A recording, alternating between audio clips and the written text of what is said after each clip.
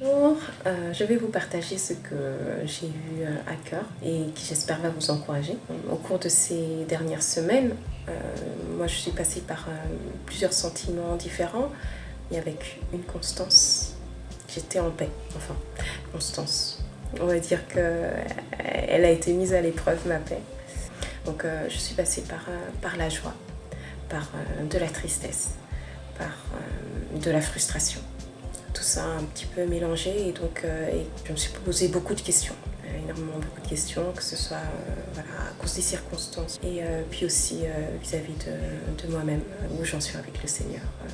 Et en fait, au final, ce qui est sorti de tout ça, c'est qu'il y a une seule question finalement qui est vraiment importante, qui est vraiment fondamentale, c'est en qui je place ma confiance. Et donc je disais que ce soit par rapport à des luttes intérieures ou par rapport aux circonstances. Je crois sincèrement en fait que selon la réponse qu'on va donner à cette question, eh bien cela induira ou pas un changement en nous qui pourra nous permettre d'agir sur les circonstances. Je le crois profondément. Nous commettons des erreurs et donc ces erreurs, elles ont des conséquences. Nos bons choix aussi ont également des conséquences, de très heureuses conséquences, et donc forcément les erreurs de graves conséquences et qui peuvent être vraiment terribles.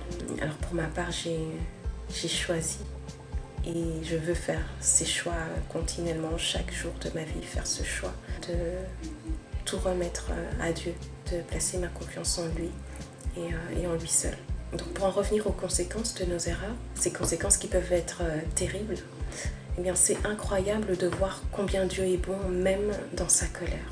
Je vais vous lire un passage de Sophonie. Donc le prophète annonce ce qui va arriver à Jérusalem, conséquence de ses erreurs, de sa désobéissance. Et c'est vraiment pas joyeux du tout. Mais à la fin, voilà ce que Dieu dit. Pousse des cris de triomphe, fille de Sion. Lance des clameurs, Israël. Réjouis-toi, exulte de tout ton cœur, fille de Jérusalem. L'Éternel a écarté de toi les jugements. Il a détourné ton ennemi, le roi d'Israël.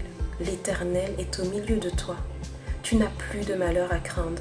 En ce jour-là, on dira à Jérusalem, sois sans crainte. Sion, que tes mains ne s'affaiblissent pas.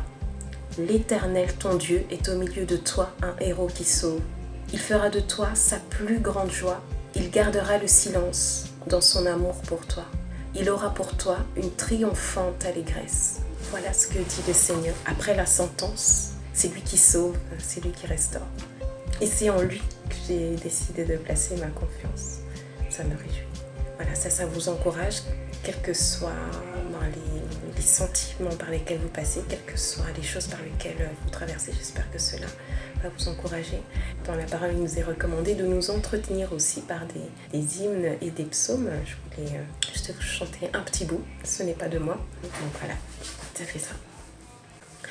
Même si un père abandonne son enfant, même si une mère abandonne son enfant, moi l'Éternel, je ne t'oublierai jamais. Moi l'Éternel, je ne t'oublierai jamais. Ah, ah, ah, ah,